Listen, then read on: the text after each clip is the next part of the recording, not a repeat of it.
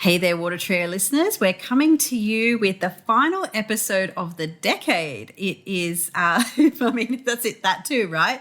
So the final episode of 2019. So we're coming with all the insights around the week beginning December 30. So how are you both? Good. Great. Can't believe it's the end of the year. I know. I'm like, I'll be on holidays when this episode airs. And oh my God, what a year. What a year. Yeah, for sure. It's sort of like, we've said this before, but it really has felt more than just 1 year. Oh, yeah. Yeah. You know, it's so many things. And I guess, you know, this week does sort of bring that reflective quality to it. You know, what has the year brought us and what have we learned? What have we done? What didn't we do? And all of those sorts of big things. So I guess that leads us. Sorry, yes. All right, you go. Yeah, no, totally. Oh, my God, totally. I don't need to get distracted. Yeah, it leads us to... Oh, no, tell us, Kel. I was just going to say, it just feels like there has been so much that's happened this year and it has been a lot rolled into one. So having a bit of a moment to think back, we did this. Because there was like the March, April part of the year. There was the last January, February. There was like the stuff that happened in the middle of the year. And then, yeah, it was just really full. I probably did rack up a lot of frequent flyer miles for various reasons this year. And, now moved from one country to another. And when this episode airs, I'll actually be in a totally different third country. So there's been just so much movement. It's been such a Jupiter and Sag year. And one thing that I am looking forward to for 2020 is just maybe a little bit more planning, a little bit more of a measured approach to things with the Jupiter and Capricorn shift. Yeah, totally.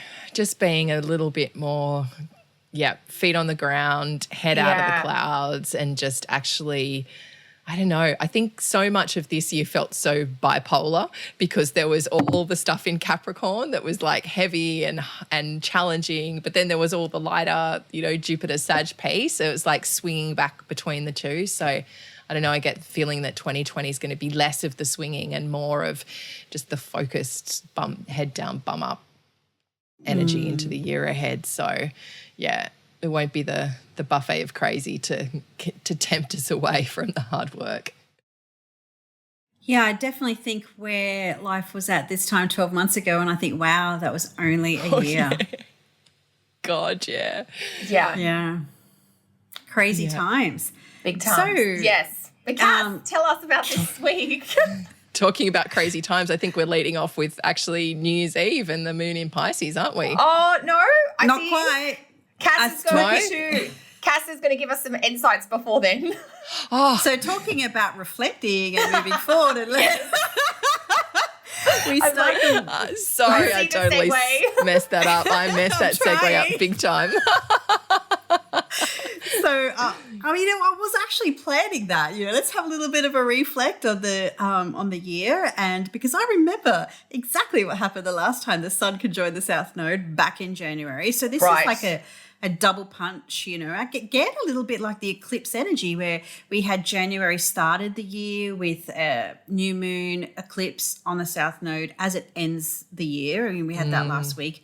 And also I think it might have been the 16th of January from the top of my head was the last time the Sun and the South Node conjoined. So we've got this again, this Monday. So it happens Monday the 30th in Australia and in the US. It happens on the same, according to my notes at least. And this is, a great way to really sort of reflect on the year, let go of the things that maybe didn't work out quite the way that we wanted them to, maybe sort of be grateful. I mean, I think sometimes the South Node gives I know it's cliche. We're bringing out all the cliches, aren't we? Authenticity, 1 week, transformation, and now it's the South Node component.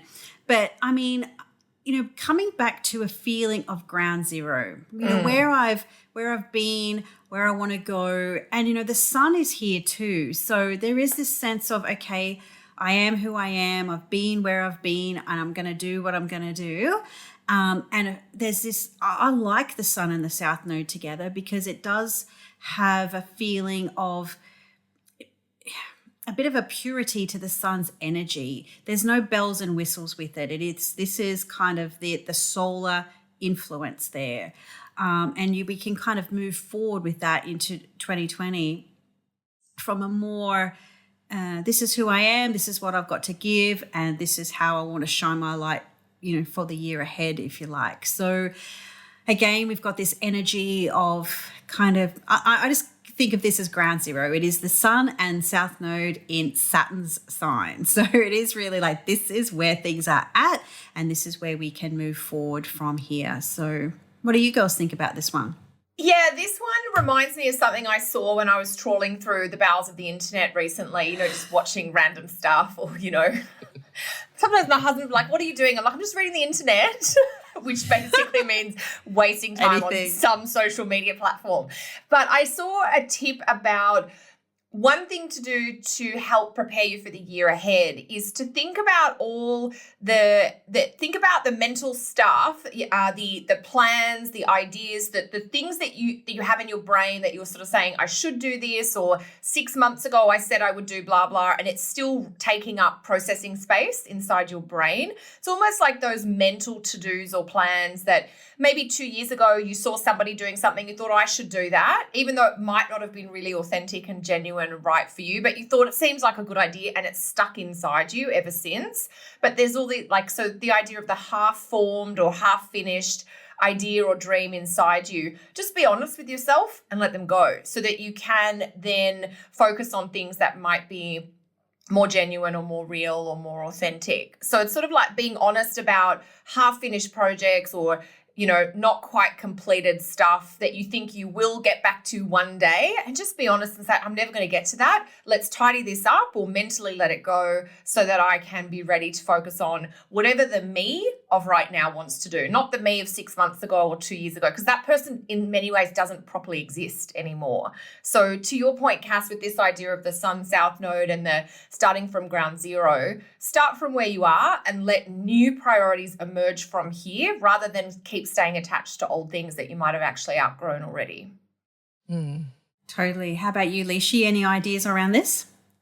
Well, I just see the South Node as a vacuum point, where things get sucked away, where things get pulled away. And the other day, I don't know, I think I was telling you guys this story that I had a personal trigger with the South Node recently, and literally within a week I had 3 vacuum cleaners given to me. You did say this. Yeah, I know. Yeah. And which has actually been awesome. One of them is this little automatic one that I literally leave the house or leave the front house in the morning, and it just goes all the way around. And I hate sweeping, and we get so dusty here that vacuuming is much better. And I just never have the time. So it's just this sense of all these little bits, like you were just saying, Kel, like just to let it get rid of whatever's clogging up, whatever's dusting up, whatever's stopping you from seeing things clearly. It's almost like, if you have a vacuum cleaner and it's not working the right way, shining a torch up into it to see what needs to be pulled out and disposed of in the right way.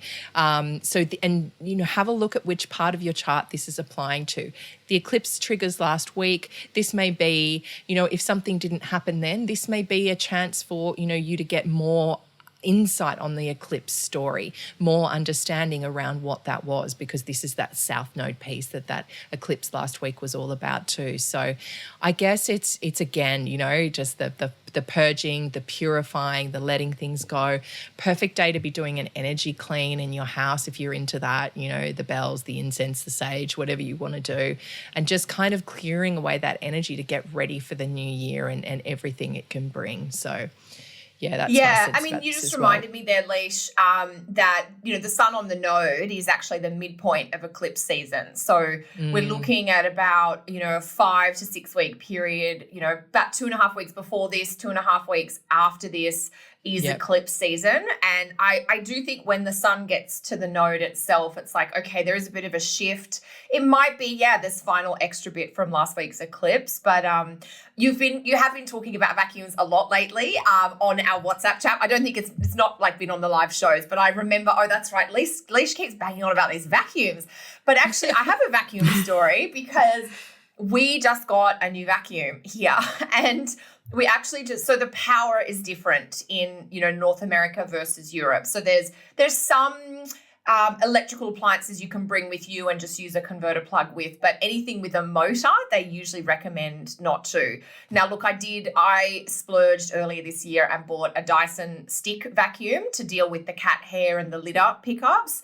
And it was a massive indulgence, but honestly, like, I hate sweeping as well, Leash, but I will grab that Dyson stick vacuum. I'll use it every day for 10 or 15 minutes because it's so good and so effective.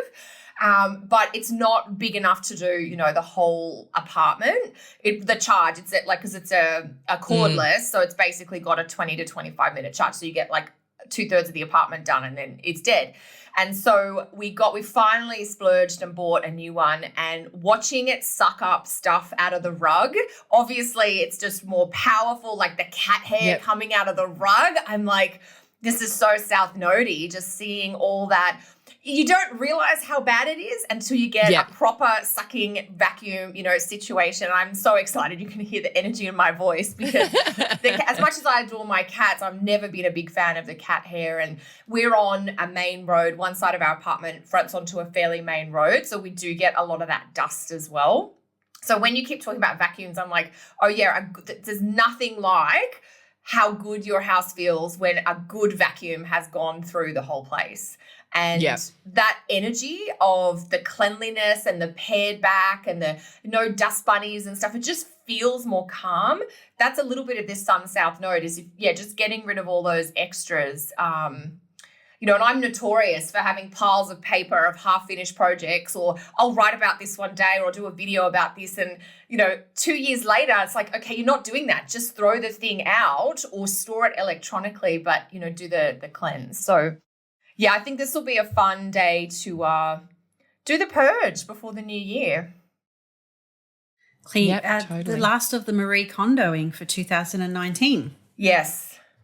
Yeah. Yeah. There's one Marie Kondo aspect left in January, and then we're done. Yes. Yeah, next week. But that's a whole new year, so we can worry about that then. Yeah, so that doesn't count now. No, it doesn't. Yeah, you're right, Cass. It's the last one for 2019. And, we want to do all this and stuff it's free on of Monday. Saturn. Yeah. It's free of Saturn too. This is the nice part about this. Like it's not bang up against Saturn like it's been for most of the year. So it doesn't have that, oh my God, this is drudgery or this is hard work. It's actually, it's got Jupiter there nearby it. So it's going to have that lightness, that optimism, that hope, that excitement of like, whew, let's shake out that rug. I mean, here we shake out our rugs a lot because we're mostly tile or lino floors, and you just watch the dust fly off in the breeze and go, oh my God, like that was sitting in my apartment. We were breathing my house. that. Yeah. Exactly. So yeah. Yeah, I guess. All right, I enough love about your dust. point. Yeah, Sorry. exactly. I love your point. Like, geez, we sound like domestic goddesses or something like that. Again, there's that Saturn in Cancer for you, Leash. But to your point about the Jupiter bit, I really like that, because when we started this year and these energies were hard up against Saturn, there was this vibe, there was this feel. When you're starting a new calendar year, there's always this sense of new beginnings just because it's a new calendar year. And having the Sun, South Node, Saturn hard up, it was like, oh shit, if this is how the year is starting, what are we in for? It had that feel to it. But ending with the Jupiter in the mix does really feel like, oh, we are doing a final cleanup, but it's a release. And thank God for that. It's like when you get your hair cut and you feel light, you feel fresh, and you cut off all those dead ends, and you know what it's like. You just have one of those L'Oreal moments, and you're just like, you're just not quite as much for me, but I know what you mean. I'm worth it. What is it? Because I'm worth it, or because you're worth it, or something? What's the tagline? Yeah. Or maybe she's born with it. I mean, it's all the things, right? Yes. But flick that hair back. But but that's the thing. It will feel like you've had a proverbial haircut, and rather than the heaviness, it's which you never feel after a haircut unless it's a really bad one. But it'll feel like, okay, we're going to spring into 2020. We'll hear with just a little bit of a lighter load in that way. Yeah. So if you're planning a haircut, then that might be a decent day to do it.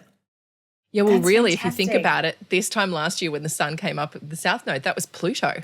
You know, the South Node hit Pluto and then it hit Saturn, and now it's like in the fun bit. You know, it's like I've done the death and rebirth. I've done the hard yards. It's time to like enjoy this release, have fun with this letting go. We've learned a lot as we've gone, and yeah, I'm ready to let go of it all. So I'm not. Oh, sorry, go. I'm not shy of the South Node. I actually kind of like it, and I really do like mine, and but I do like it where we have it in the sky as well, because it is that, that sort of proverbial haircut. We are letting go of something for something better, and if it's not this thing, it's something better. When you cast your ideas around what 2019 you thought was going to be, and it didn't work out to be what you thought it would be, but are you in a better place, for what, either this or better? I think that's often, the South, because the sun has just come from Jupiter too, and then to the South Node. So there is this feeling of, yeah, I like it anyway. So you're going to say something, Kel? I was just going to say, speaking of relaxing, Leash wants to tell us about something for New Year's Eve. All over the segues tonight, you girls. Yeah, she's just dying to segue.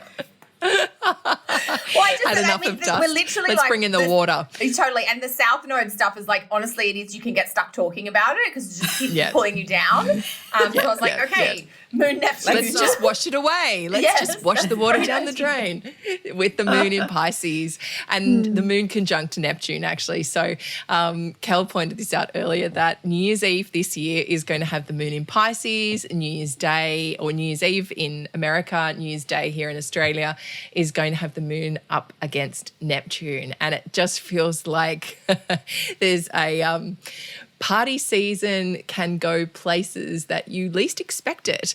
There's this kind of escape hatch, or I guess it's even a way to kind of, 2019 has just been such a year. It's like, let's drown our sorrows and enjoy a good drink, or, let's swim through the waters and have some enjoyment, just relax, just rest. It doesn't feel like a night to be, going out and doing all the partying, which would be potential if the moon was in Aries, but it's more like, let's just have a restful new year. Or let's have a New Year's Eve where we just don't know where the night's going to go. You may start up in one place and end up somewhere else, and just going with the flow and seeing what happens. I always find that New Year's Eve never works out the way you hope it will. It always seems to be a night of great expectations and not much follow through. So it could be a night to just not have any expectations at all on your plans, and just to go out and see what's possible. And a nice night also to have some visions and dreams and a bit of magic into the beginning of 2020, to have a look at just where your imagination can take you. We've done all the strategy, we've done all the hard yards of the last few weeks and the eclipse, and it's like, okay, where can we just let go and have a bit of fun, a little bit of magic, and float around with the mermaids? So what do you guys think about this? Well, that sounds lovely. Yeah. I'm thinking so many things. Typical.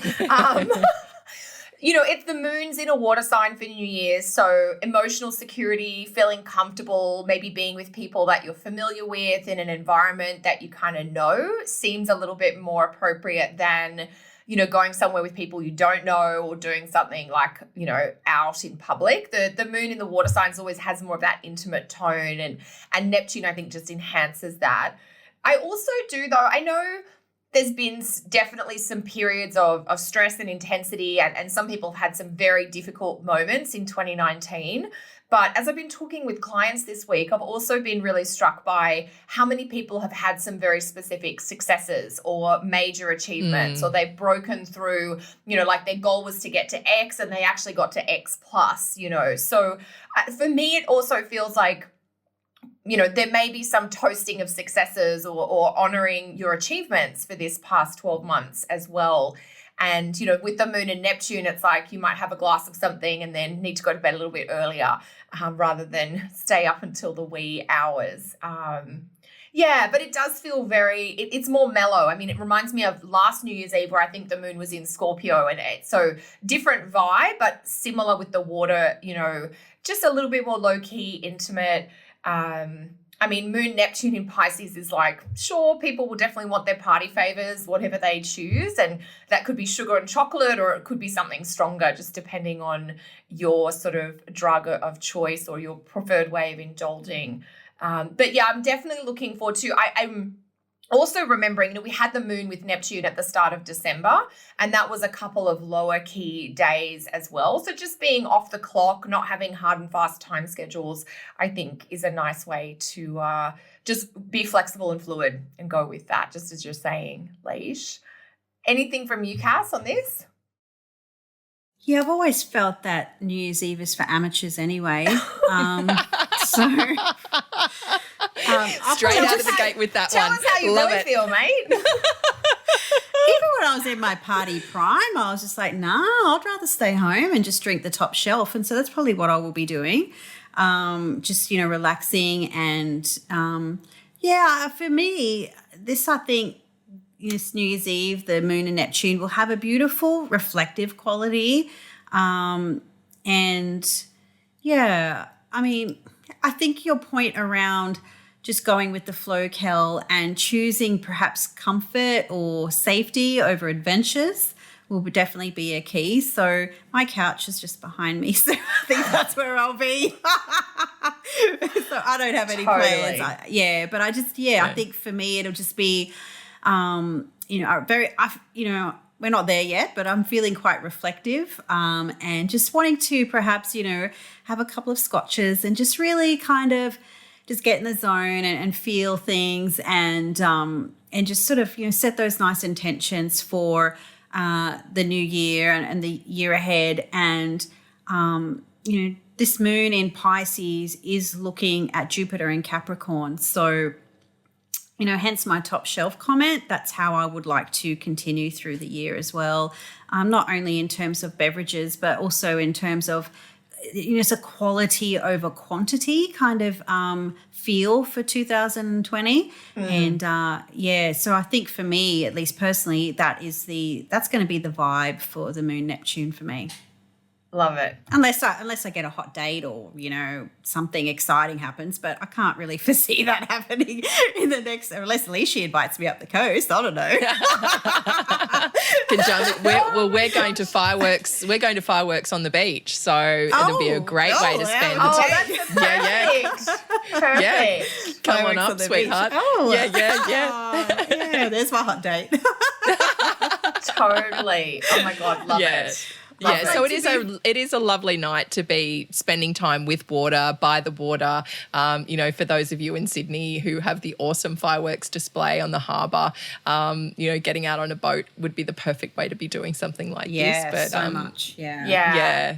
Yeah, I keep thinking of some of the different New Year's Eves we've had, because we tend to do one Christmas and New Year's in Australia and then one in Canada. And when we're in Australia, we're often with family, and depending on where everyone else is in the family, like a few years ago before all the little nieces and nephews came along, we'd, have drinks and stay up late, and then it's sort of more mellow now. But when we've been in Canada, I remember one New Year's Eve a few years ago, we had our two really close friends come over, two gals that my husband and I are both really good friends with. We had a fondue. I was like, what is that thing where you melt the cheese? I just couldn't remember the word fondue. So we did sort of some fondue. They came over on the early side, like 5:30, 6 o'clock. We had some fondue. We had a few drinks. And honestly, I think by 9:30, they were like, okay, right, ready to go. And they left, and we went to bed by 10 o'clock. Hence the amateur component. Like, who can stay up to midnight? Well, I definitely, struggle with that. So, but it was such a lovely night. Like, a few people, we had some good food. It wasn't overwhelming in any way. And that's sort of with what this feels like as well. But the only challenge with the moon and Neptune is, you can get pulled a little bit. That can be a bit scattered.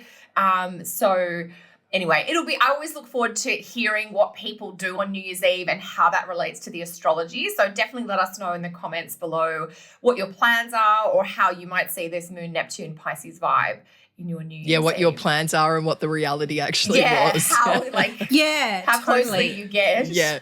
Yeah, like I mean, remember one year's in Sydney, like we went to watch the fireworks. My friend works at Bangara, so we were there watching all of this, and then we got invited to this party and we ended up there, and then we had to walk halfway across the city because we couldn't find a cab, and next thing it's like 5 a.m. and we're watching the sunrise on the Harbour Bridge because somehow we ended up there. And it was just that's this kind of feeling of this New Year's Eve. It's like just going with the flow and see what comes up. For some people, maybe, yeah. That's amazing.